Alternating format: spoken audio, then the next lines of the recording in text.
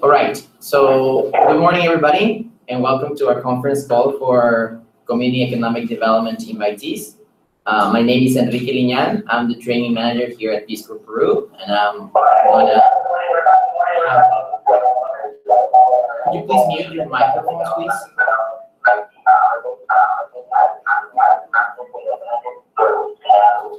Please mute your microphones if you are also watching the call.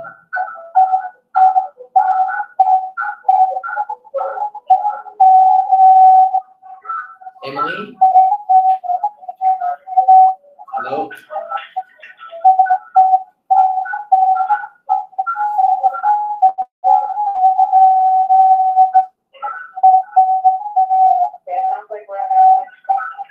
Yeah, I think there's...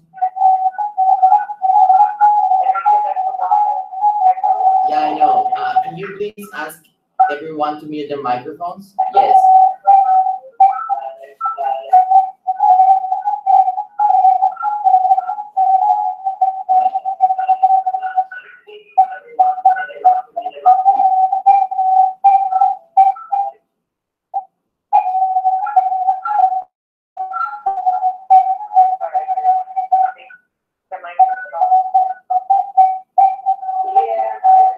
Yes. Can everybody please mute their microphones? Emily, can you hear me?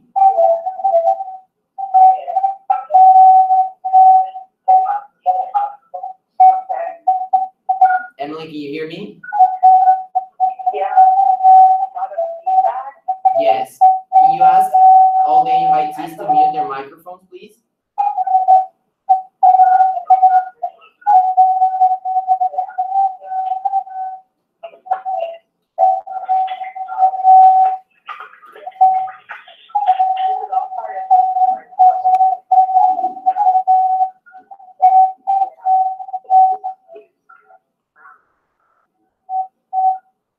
Okay, can you hear us now?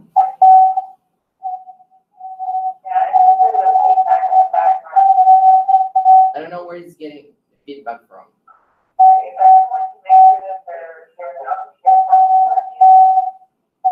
Okay, I'll hang up and start a call again. Is that okay?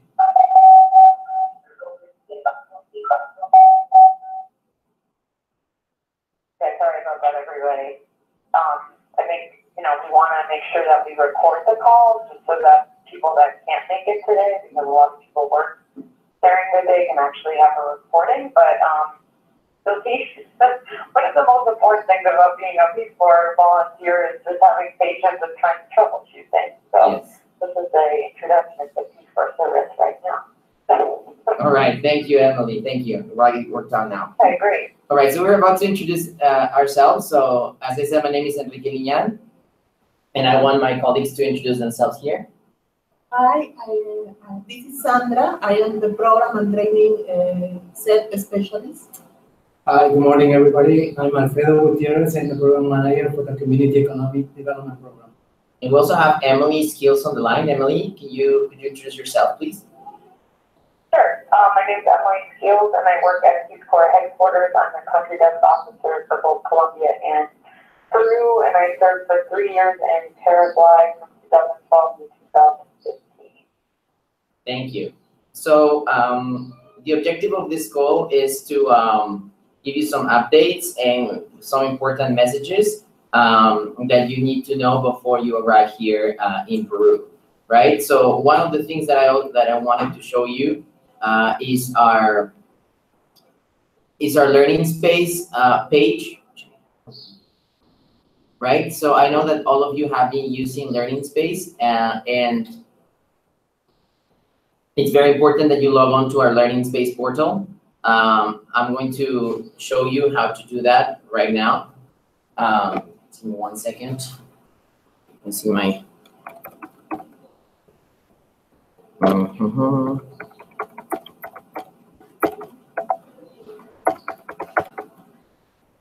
Right. So I'm going to share my screen, and you're going to see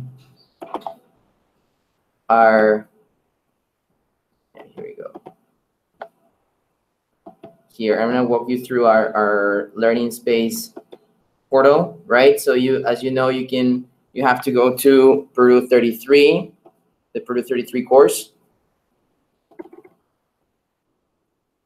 And here you'll find all of our information for pre-departure, the important dates.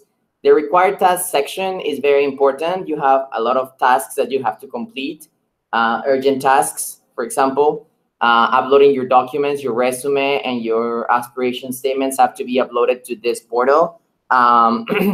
We need everybody to upload this before you arrive here because we need that information as we prepare for your arrival, and we'll also use the resume during the first week of training.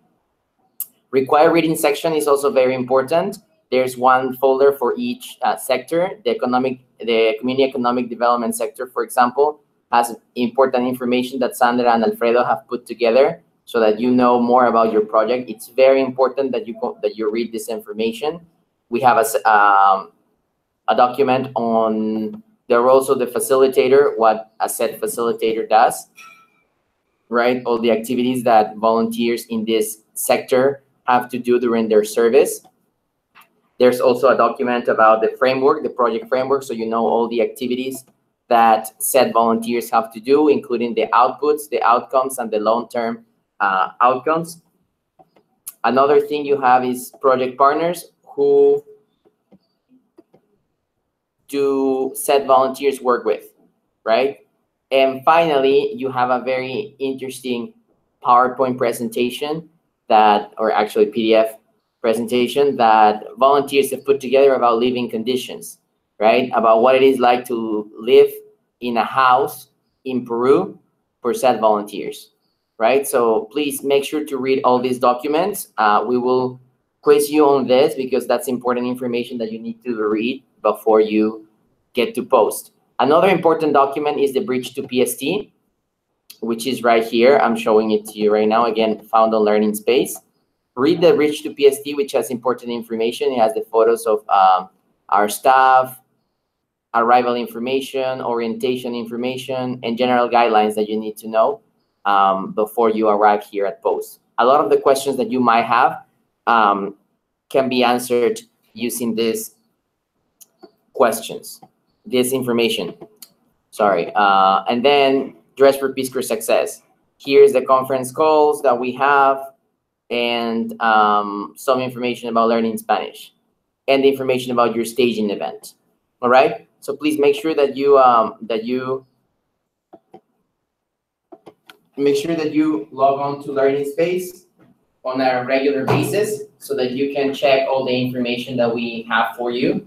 We're gonna be including surveys too. There's a survey for host families that you have to complete, and also your program team will be putting together a survey so that we can get to know more about your technical skills. All right. Okay, so now I'm gonna pass it over to Alfredo and Sandra. We're gonna talk about the project. Hey, again, my name is Alfredo Gutierrez. I'm the program manager for the Community Economic Development Program. Well, we are very excited to receive you this year. You are the 33rd group to come to Peru. And you're coming in a very exciting moment for us because in the last 2 years, we had the revision of the Community Economic Development Program. So we did a whole analysis of what is working, what is not working. We were able to visit many communities, even communities where we don't have volunteers anymore, just to see what were the results and what is, after some years without a volunteer, what are the projects that are still working. So after all that analysis, we had a lot of meetings with different Peruvian governmental agencies. We went to the communities also to have meetings with different counterparts that we volunteers have been working with. So we came to two main goals for the Community Economic Development Program. We have the community saving groups and financial education and the youth entrepreneurship. In both cases, we are focusing mainly in youth and women.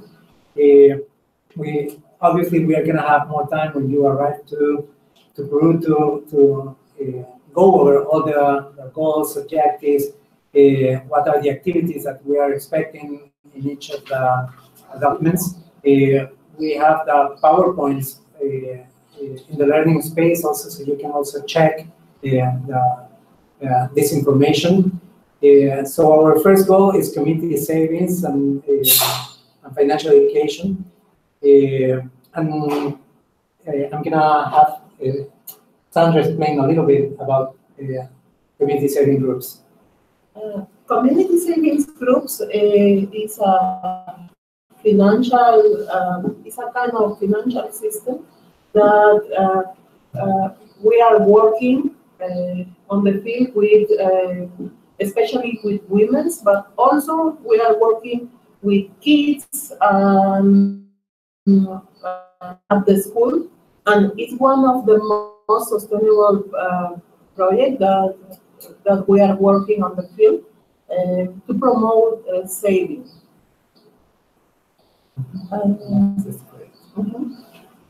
Yeah, and in that first goal, we also have financial education. That it also covers the importance of savings in the people. We're also looking how to make a personal budgeting, responsible debts, needs versus desires. So yeah, and we are gonna cover all of that during the pre-service trainings. And our second goal is youth and women entrepreneurship. In youth entrepreneurship, we have an agreement with the Ministry of Education of Peru. In this agreement and the way we are working is that said volunteers are in the communities where they serve. They are training teachers of secondary school and special education on how to facilitate project plan courses and youth entrepreneurship courses. And we are volunteers are also teaching this in the schools.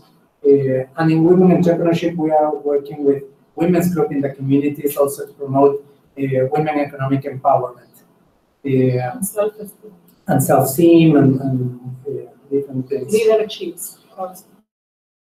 So we have this new framework, as I was saying, and you are going to be the first group that is going to start with this new framework. So we are working hard in preparing all the training sessions for you and preparing all the documents, having to have all the resources, guidance, manuals ready for your arrival. And we are looking forward to be working with you. If we talk about our expectations of trainees and volunteers, is that you are coming here committed to work, that you are coming here also open mind. We don't know yet who is going where. We are working in these months in the sites. We are traveling a lot to visit the sites to see what are the best communities to have volunteers, who are the communities that have interest in receive a said volunteer. So we are really looking forward to have you here and to work with you, and we hope that you are gonna come committed, ready to learn new things, to have a new experience in Peru, and to work with us. During these 11 weeks, during PST, we are going to prepare you to work with all of these goals with youth, kids, and women on the field. So we are excited about that, and we are going to have the support of all the volunteers that are working on the field now. And then you want to mention the regions. Actually, we are working in 6 regions in Peru: Amazonas, at the north of Peru; Cajamarca, also at the north of Peru; La Libertad, Ancash, all of them at the north of Peru; and Junín, and finally Pasco.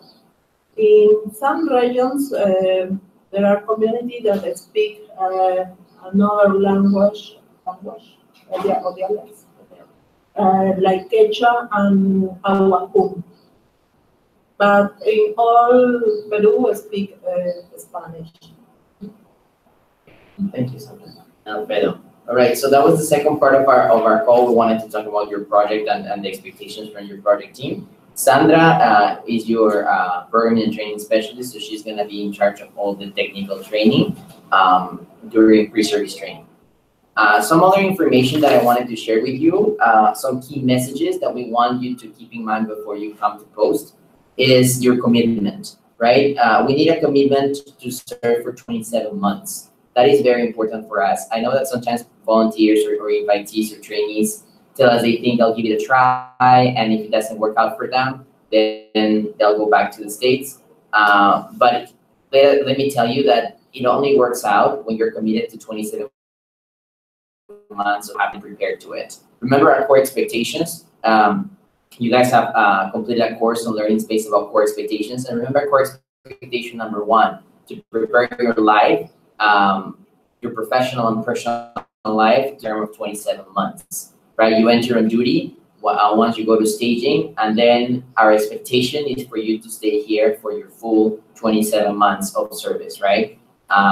Sandra and Alfredo, they go and visit communities, and they have a commitment with those communities, and they tell them about the work that volunteers will be doing, and they talk about this commitment of serving in a community for 2 years, right? So it is very important that that you have that commitment, so that we as an institution can also be seen as a serious and professional institution. What ends up happening when our volunteers leave communities is that we as an institution, Peace Corps as an institution, is not seen as serious, because we tell municipalities, we tell counterparts that we're gonna assign a volunteer to work with them for 2 years, but then the volunteer ends up leaving earlier than that. And then these counterparts are disappointed about what the work the volunteer has done or promised to do, right? Another important thing about commitment and preparing your life to serve, again, personal and professional life, is the case of people who are in relationships. I know that some of you might be in relationships and your partner is not coming with you. So we recommend to give that situation a lot of thought and have conversations with your significant other if you're in a relationship, to make sure that your partner is fully supportive of your decision. Because we have seen volunteers and trainees having a hard time when these conversations did not take place before they came here. Another important thing is that for you to be aware that you're going to miss a lot of family events, right? That's just going to happen. Let your family know that your service is for a full 24 months after you swear in, and that a lot of the events you are not going to be able to attend, and that's just part of your commitment to service. So think about that too. Think about all those events that you're going to miss, and make sure that this is what you want to do, and this is the commitment that you want to have for 27 months. Another important message is professionalism, right? Remember that this is a job. I know that we call that you are volunteers, but you're not just a volunteer, right? You're signing up for a professional development service, and you all have education degree. You have your degrees, your bachelor's degrees. Some of you have like more advanced degrees, in graduate degrees, and years of experience. So regardless of your background, you will be perceived as a development worker in the communities where you are going to go. So make sure that that you know what a professional looks like. We will be sharing that with you too, and we will be sharing what the concept of professionalism in Peru. One of the things that we want you to remember in terms of professionalism is that for us, being professional means following the Peace Corps policies, right? We have a learning space for you to read before you come to Peru. And we will also have some sessions during pre-service training for you to learn more about our Peace Corps policies. But that's one very big thing, right? It's a handbook that you will have to abide by and you will have to comply with during your service. Also, your conduct.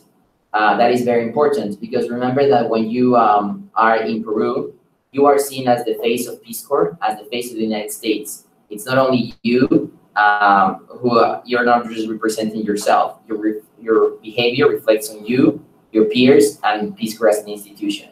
So think about that. It's a big responsibility of being able to help people see what the U.S. is like and representing your country and the institution. Another aspect of professionalism is dress and hygiene. That's also very important. It's very important for you to pack professional clothing. Remember, you are coming here to serve and to work with professionals. You're going to be attending a lot of meetings with local government offices, schools, and other professional settings. Especially in the SET program, you have a lot of work with municipalities and with schools.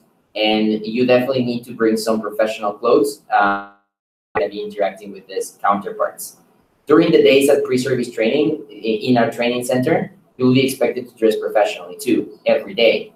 I will be there with you, and I will be telling you in case somebody is not looking professional to our Peruvian standards. And I'll let you know, and I might even have to have you go back home and change if your dress or attire is not professional to our Peruvian standards, right? The idea is for you to get used to that and to learn. That's the idea during the time that you are in pre-service training, right? If you're participating in outdoor activities, we will let you know what type of clothing you can wear, right? Your trainers, Sandra, your language facilitators will be telling you what type of clothes you should wear.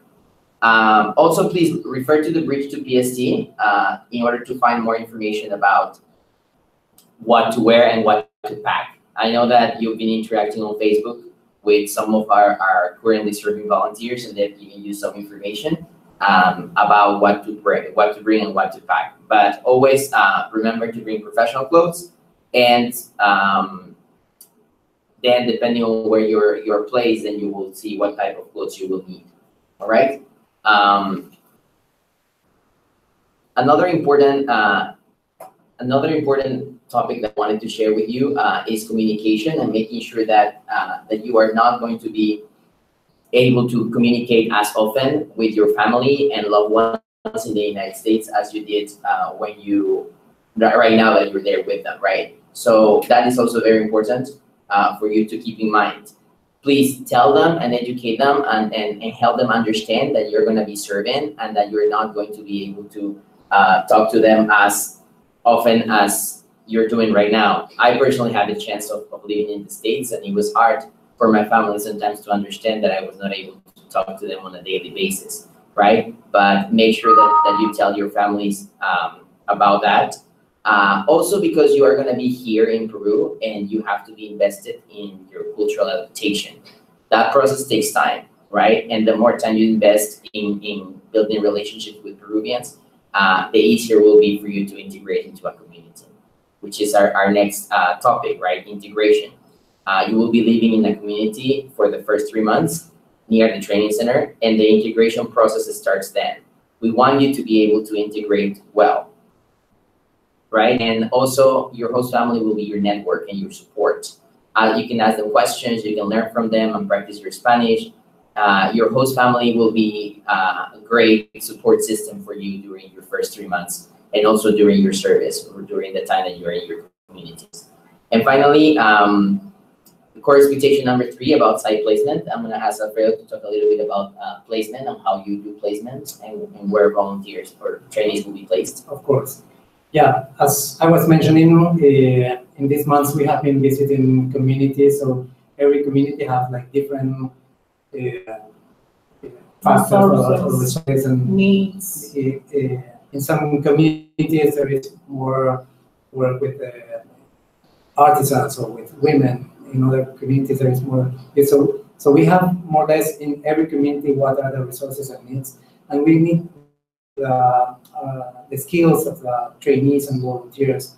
So during pre-service training, we are gonna meet at least 3 times before we make a decision of who is going where. And in those meetings, those chats that we are gonna have with every everything. You also share some of your ideas and expectations about your service. So it's kind of making a puzzle because each of you is coming with different skills, and we have different communities that have also their resources and needs, and we want to make this a work together. We want to take into consideration your comments, your preferences, your experience, your background, and we are gonna try to match the best possible every trainee, every person with the communities. As Sandra was mentioning before, we're working in 6 different regions. Every region has their particularities. Different weather. Yeah, weather, altitude. We have the highlands, we have the rainforest, and for jungle, we have the coast. But in all the communities, we have noticed that there is a need to work with youth and women. So the framework, the goals and objectives are designed in a way that every community can, volunteers can work on activities that are related to our project framework. So yeah, we're gonna be working together, and we're gonna during pre-service training, we're gonna have different moments and conversations and sessions. We are gonna know each other, exchange opinions, and we're gonna take into consideration all your comments for the placement. Right. Thank you, Alfredo and Sandra. Yeah, as Alfredo and Sandra said, remember core expectation number 3, go where Peace Corps asks you to go under conditions of hardship if necessary. If you go to the document that says living conditions, you will see that our volunteers live in different types of homes, different types of sites, right? Some dirt floors, some have like chickens and dogs running around the house. Some might have like a more urban setting. So it's different for everybody, right? So it's important for you to think about that. And once you're placed, as Alfredo said, they make a match with the community, and you will go visit your community and you will see what it is like, and you will learn to love your community, right? Because that's the community where you're assigned, and that's where you will be working for the next 2 years. All right, so those are the key messages we wanted to share with you. Another important thing we want to tell you is about training assessment. You all received your invitations. You're all now invitees. On March 12th, you will have your staging event, and you will enter on duty as Peace Corps trainees, right? During your first 3 months, you will stay as trainees, and swearing in will happen at the end of those 3 months, on May 31st. So how do we determine who swears in as a volunteer? That has to do with our trainee assessment portfolio. We have a trainee assessment process during your 11 weeks of pre-service training. And this trainee assessment portfolio is comprised of 3 big areas, like technical training, language training, intercultural training, also medical training, and safety and security training, right? So we have a set of competencies that we want you to acquire during your first 3 months, and that at the end of the training program, we will determine who is ready to serve and who has accomplished or achieved all these competencies, right?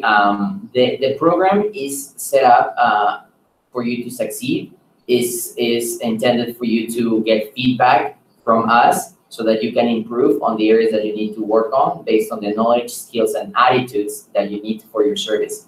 Especially attitudes. Attitude for service is very important. And it's probably the hardest thing to assess, but we'll have a set of observations, one-on-one sessions, feedback sessions with you so that you can see and that you can make progress, right? The important thing for us is that you are fit and that you're ready to serve in a Peruvian community, and our trainee assessment program will help you do that, and will help you. And at the end, as I said, we'll determine who qualifies for service after our 11 weeks. We will give you more information about this. This is actually the very first session that you have during pre-service training. We'll give you a document with all the required tasks that you need to complete and all the observations for your service. And you will have conversations with us if you have further questions, and we will be guiding you through the trainee assessment process. All right. If you have questions, please, you can wait until the end of the call, or you can also type them up on the live chat on YouTube if you're watching live. Okay, we'll be happy to answer your questions at the end of our call. Now I'm going to pass it over to Emily. She has some updates from the desk officer unit. Emily? Yes, thank you, Enrique. So as I mentioned, you guys have gotten emails from me back in December about getting on the learning space and sending in your passport visa application. And last Friday, everyone should have received an email from the staging unit about booking flights from your home of record to Philadelphia. Peace Corps will book your flights from Philadelphia to Peru, but please be sure to reach out to AgTrav Travel. Their information is also on the learning space page for Peru 33, because you'll need to call them and book your flight from your home of record to Philadelphia in order to attend the training. You don't have to pay, people will pay, but you need to make the travel arrangements with them. So that information can be found on the learning space page. Also, I do apologize because people at headquarters were furloughed for 5 weeks, so I know a lot of people were emailing me, and I saw them last week since the government reopened, and I wanted to just make sure that everyone realizes that everyone in Peru, even if there is a shutdown on February 15th, everyone at Hope will be working, and your staging date won't change. You'll still be sworn in as trainees on March 12th when you get to Philadelphia. I might be furloughed before that, but I will definitely be at the staging with you, since that's an essential part of Peace Corps. And I might not be able to check emails before that, but I will be with you at staging that time, and we'll also have a facilitator. And staging has sent an email with kind of an outline of how that day is. You can also find that information on the Learning Space Peru 33 page. And let's see, I just want to thank people for getting back to me, because I had emailed a lot of people about just correcting their visa applications and photos. So if you haven't heard back from me, that's good news. It probably means that everything was okay, because we sent a bunch of the Peace Corps passports to the Peruvian embassy, the consulate last week, to get your visas processed. And you will receive your Peace Corps passport as well as the Peruvian visa application. So we don't mail those out to you ahead of time. You'll get them swear in as trainees. And I also have received some emails just regarding loan deferment paperwork. We will deal with that at staging, since we can't give anyone a letter until they've sworn in as a trainee about that. And also just a reminder to be looking on Learning Space. You've been given tasks to do an aspiration statement. Enrique has uploaded the bridge to PST, which has a lot of useful information. There's information too about staging, how you should dress at staging and everything. So please go onto Learning Space regularly so that you're informed of things upcoming, especially if there is a furlough for people at Peace Corps headquarters. I won't be able to answer those questions, but a lot of those answers can be found on the Learning Space page. Okay, thanks so much. Thank you, Emily. All right, so the last thing that we have for you is airport arrival. So in a month, or a little bit more than a month, on March 13th, as Emily said, you'll have on March 12th, you have your staging event. On March 13th, you'll be traveling to Lima, Peru. We all will be at the airport waiting for you. We'll have a group of people there welcoming you at the airport. We have requested access so that I can go to the gate when you leave the plane before you go through migrations. So you will see me there, and you will see our country director, Tembi Caprio. If you want to see a photo of Tembi, you can go to the bridge to PST. You can see a photo of her there. So Tembi and I will be there welcoming you and helping you through migrations, okay? So we will gather as a group. We'll make sure that everyone is there and after that we'll go through migrations with your passports. And then after that you get your bags, and we'll proceed out of the airport and to the buses that will take you to a place where you will spend one night. That's why it's very important. I repeat, very important for you to pack one bag for one night. Why? Because your bags, all your luggage, will be sent directly to our training center, which means that you won't have access to your bags until the next day, right? So you only need one backpack, like a small backpack or maybe a carry-on for one night, and then to spend that one night, and then all your luggage you will have access to the next day. All right. So make sure to do that. I will send you a detailed schedule of the first days of orientation. You will find that on Learning Space 2 weeks before your arrival here in Peru. Okay. So that's it. Now we have some questions here on our live chat. There was a question from Renata. She was asking about the regions where you serve, and Sandra mentioned them, but I'll let Sandra, you want to repeat the regions? Amazonas is mostly a rainforest, and the north of Peru is the region Amazonas. It's not the Amazonas River, it's right. The region. And that's very important, because sometimes when our volunteers here or our trainees hear Amazonas, they think that they're going to be in the jungle, like in the rainforest, like in the Amazon. And it's not like that. It's an area that we call ceja de selva. It's kind of like, we call it ceja, like eyebrow, because it's the beginning of the selva. It's the limit between the highlands and the rainforest or the jungle. So that's why it's ceja de selva. So it's not as hot or as green as the Amazon rainforest. There are some community spots and another ones that are in the highland. Right. Also, Cajamarca region is highland. La Libertad. We have some communities on the coast and the other ones in the highland. Ancash, all our communities in Ancash are in highland. Junín, we have a mix of highland and rainforest, and Pasco is more rainforest. Right. Yes. Yeah, and I want to add that because we have different type of regions in terms of geographic, weather conditions, etc. We don't know exactly who is going where at this time. So you have to be prepared. It might be that you go to a community where it's warm weather, hot, but you can also go to a community in the highlands that it can be cold, and also in both highlands and rainforests, there is the rainy season that usually goes between December, January to March, April. So be prepared that you can be either in a warm weather or in a colder weather, and also ready for rain.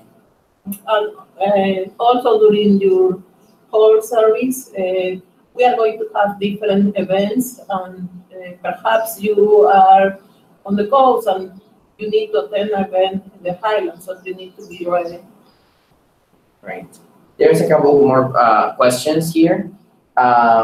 Alexander's asking, would you recommend for men to bring a suit? Well, you will need your suit for your swearing-in after your first 3 months. And for said volunteers, if there's like an official event, if they get invited to some like kind of ceremony or something, they might use it. I would say, during your service, you might use it maybe like 3-4 times, right? But not a lot. If you have a suit that you want to bring for your training, do it. If not, you can also buy a suit here in Lima. A lot of our volunteers or trainees do that towards the end of PST. They go and buy a suit.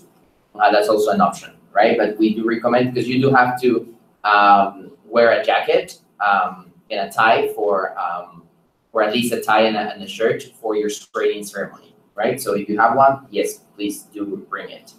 There's another question also about going back to the US for wedding.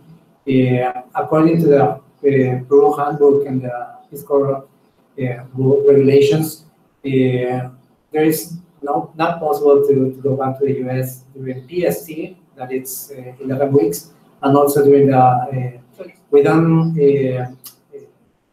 volunteers cannot have vacation outside the country or vacations during the first 3 months of service. So that's the policy. Is you have to think very well about your planning and your personal plans. Yes. So basically, first 6 months, no vacation or no traveling back to the US. Any other questions? Maybe people on the conference call line, if you have questions, you can unmute your microphone and then go ahead and ask any questions that you might have.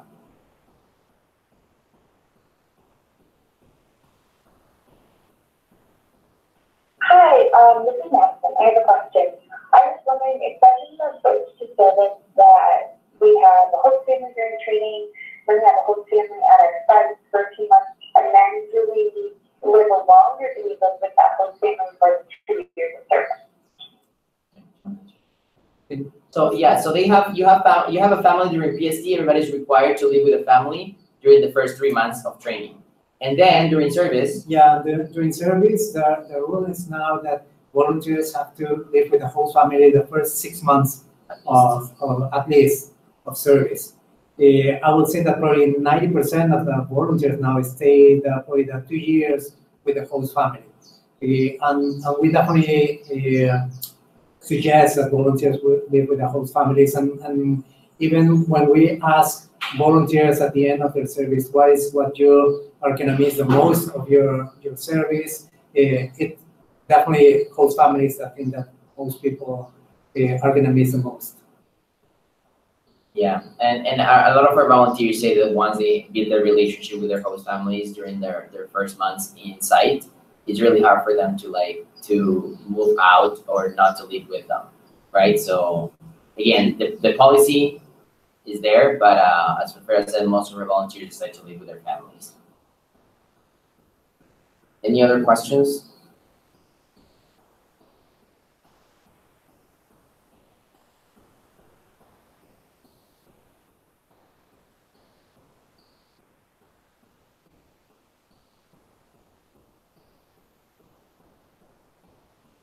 Yeah, anyone else?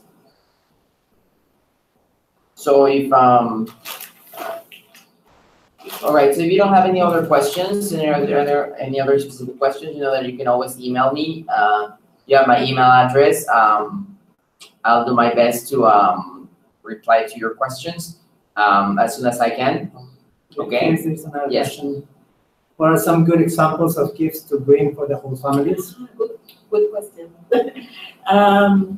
Well, usually family love chocolates, so that could be great chocolate from USA. You can buy here, but they love if you can share some chocolate from your country. Also, what another kind? Our trainees and volunteers bring magnets, you know, like for the fridge, or like even postcards, or like, you know, maybe a small picture from your hometown, maybe a calendar. I know, although I heard some volunteers say that like families here, they get a lot of calendars, so that might not be a good idea, although it's a calendar from the US, so they like it because they'll have pictures of your state. Yeah, so like, or like if you're in college and if you want to bring like a mug from your college, that's also something that you could do, or something like, you know, an ornament, something to decorate the living room, like maybe from your state. That's also something nice to bring for host families. And remember to pack 2 sets of gifts. One for your family in Chaclacayo during the first 3 months, and another one for your family in site for your 2 years of service. Any other questions?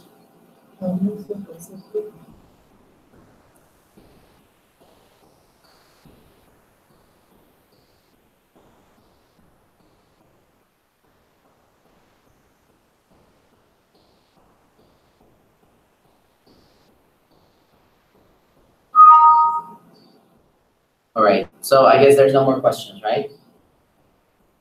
Any other question? No.